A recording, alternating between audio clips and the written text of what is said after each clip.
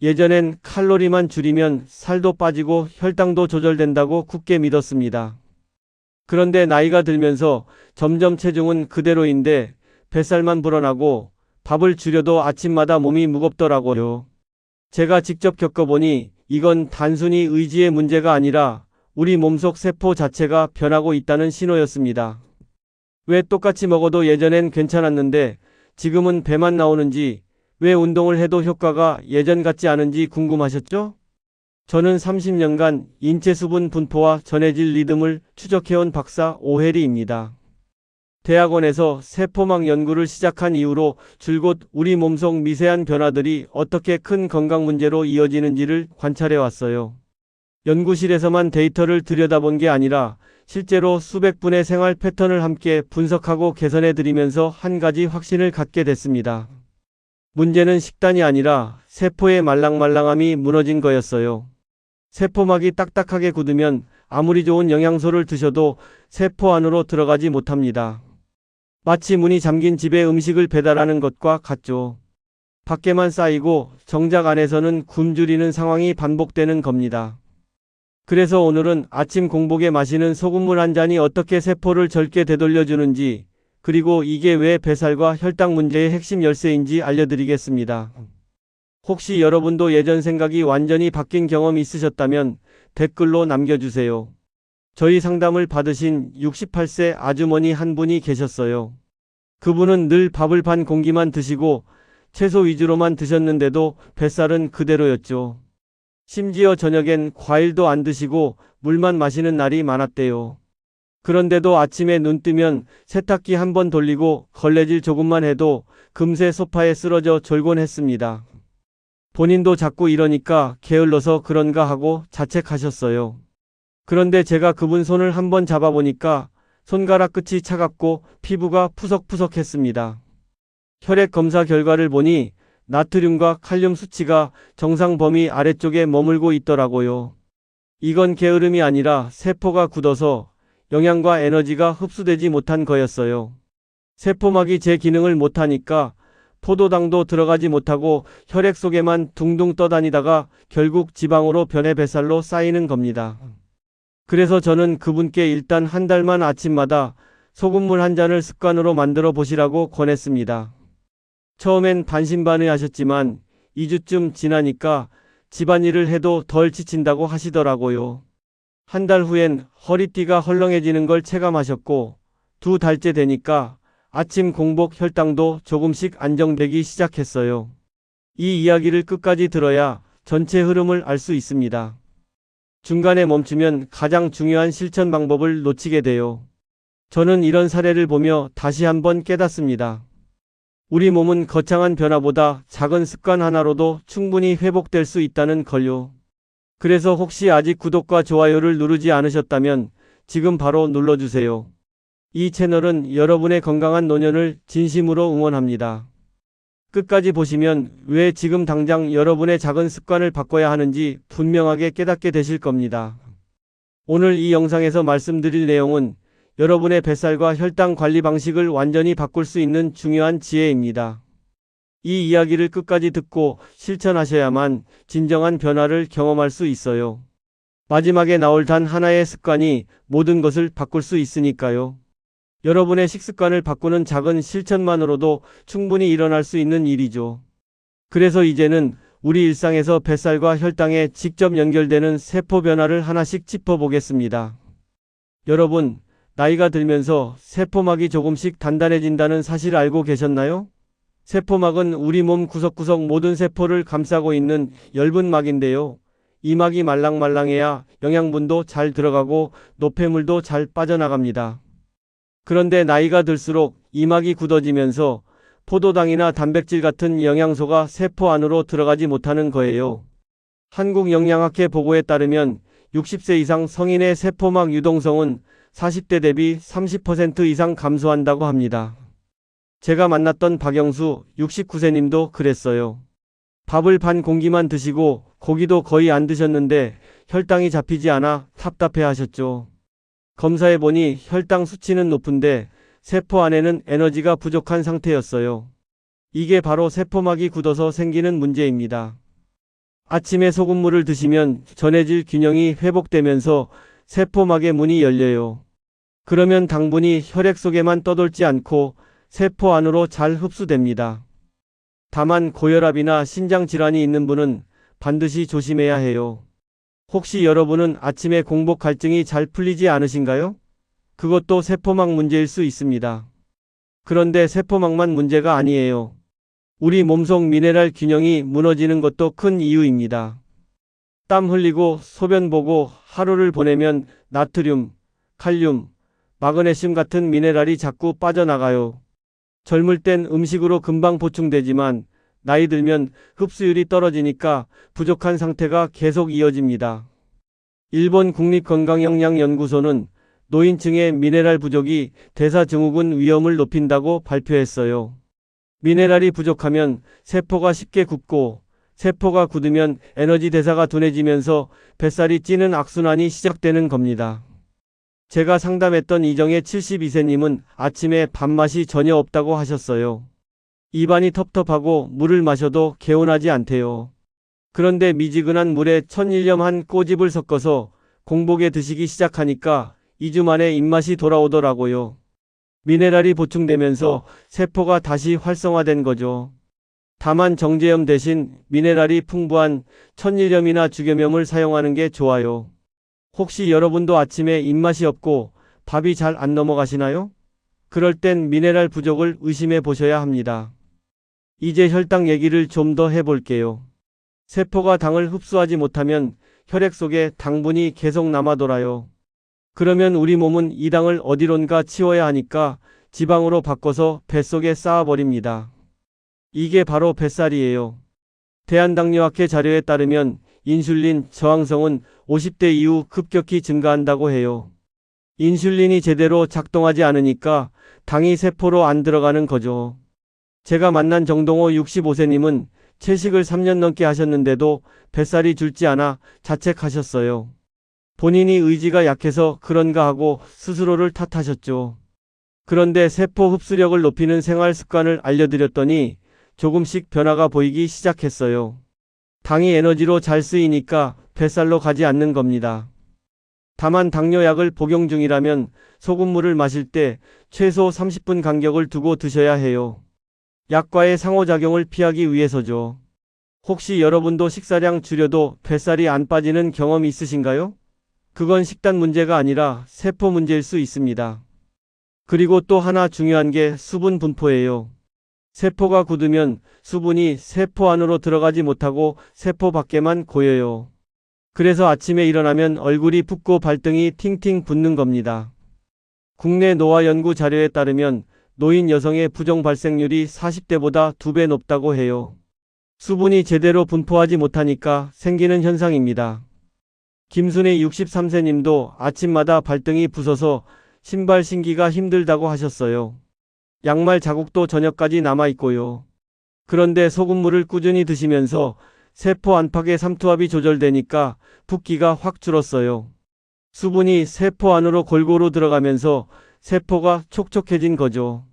다만 저녁 늦게 드시는 건 피하는 게 좋아요. 밤에 소금물을 마시면 오히려 다음날 아침에 더 붓거나 잠을 설칠 수 있거든요. 혹시 아침마다 얼굴이나 발이 붓는 경험이 있으신가요? 그럼 세포 안팎의 수분 분포를 점검해 보셔야 합니다. 마지막으로 만성염증 얘기를 해볼게요. 세포가 굳으면 노폐물이 잘 빠져나가지 못해요. 그러면 몸속에 찌꺼기가 쌓이면서 만성염증이 생깁니다. 이 염증은 당장 아프진 않지만 몸을 서서히 지치게 만들어요. 피곤하고 잔병치레가 잦아지고 환절기마다 감기에 걸리고 이유 없이 여기저기 쑤시고 그래요. 미국 국립보건원 연구에 따르면 염증 마커 수치가 높을수록 대사질환 위험이 크게 증가한다고 합니다. 제가 만난 최명호 76세님은 환절기만 되면 비염과 기침에 시달리셨어요. 1년 내내 감기 달고 사는 기분이라고 하셨죠. 그런데 소금물을 3개월 정도 드셨더니 환절기에도 예전보다 훨씬 덜 아프시더라고요. 소금물 속 미네랄, 특히 아연이나 마그네슘이 면역세포 활성을 돕는 거예요. 다만 이미 염증이 심한 상태라면 소금물만으로는 부족하니까 전문가 상담을 먼저 받으시는 게 좋습니다. 혹시 평소 이유 없는 피로와 통증이 자주 있으신가요? 그럼 만성염증을 의심해 봐야 합니다. 이렇게 보면 뱃살과 혈당 문제는 결국 세포가 굳으면서 시작되는 거예요. 세포막이 단단해지고 미네랄이 부족하고 당이 흡수되지 않고 수분이 고이고 염증이 쌓이는 거죠. 이 모든 게 연결돼 있어요. 그래서 이 문제를 풀어내려면 세포를 다시 말랑하게 만들어줘야 합니다. 이제 이 문제를 풀어내는 생활 속 실천법을 하나하나 정리해 드리겠습니다. 자, 그럼 이제 구체적으로 어떻게 실천하면 되는지 알려드릴게요. 제일 많이 물어보시는 게 언제 마셔야 하느냐인데요. 반드시 아침 공복에 드셔야 합니다. 밤새 자는 동안 우리 몸은 수분도 빠지고 전해질도 고갈돼요. 그 상태에서 일어나자마자 미지근한 물에 소금을 타서 드시면 세포가 가장 빠르게 반응합니다. 식사 직후에 드시면 음식물과 섞이면서 흡수율이 떨어지고 저녁에 드시면 아까 말씀드린 것처럼 다음날 아침에 더 붓거나 잠을 설칠 수 있어요. 기상 후 30분 이내에 섭취하는 게 이상적입니다. 혹시 여러분은 아침에 물 드시는 습관 있으신가요? 없으시다면 이 기회에 한번 만들어 보세요. 그 다음 궁금해 하시는 게 얼마나 넣어야 하느냐예요.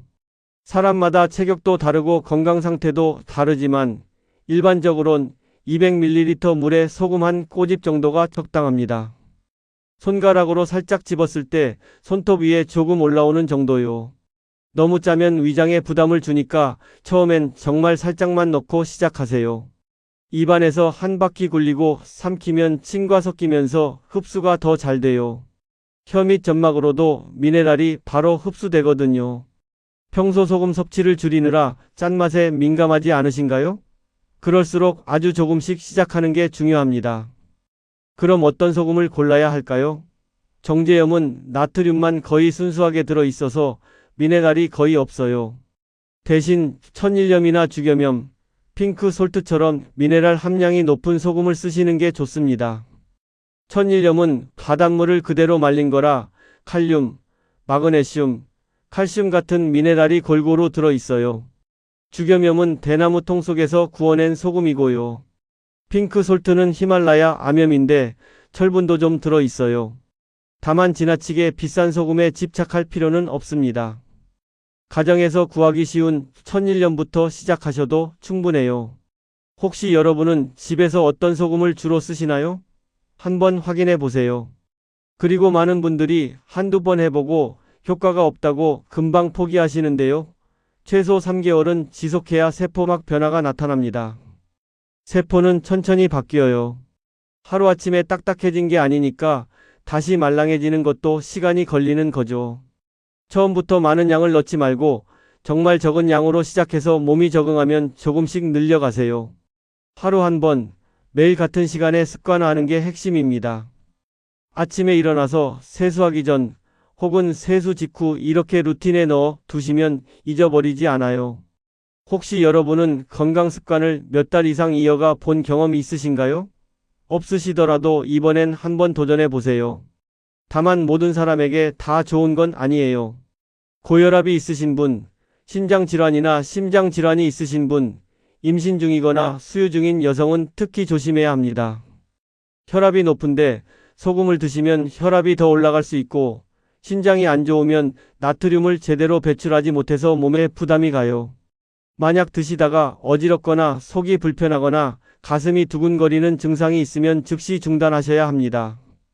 평소 약을 드신다면 소금물을 마시고 최소 30분 간격을 두고 약을 드세요. 전해질이 약 흡수에 영향을 줄 수 있거든요. 혹시 약을 복용 중이신데 새로운 습관을 고민하고 계신가요? 그럼 꼭 한번 상담을 받아보시고 시작하세요.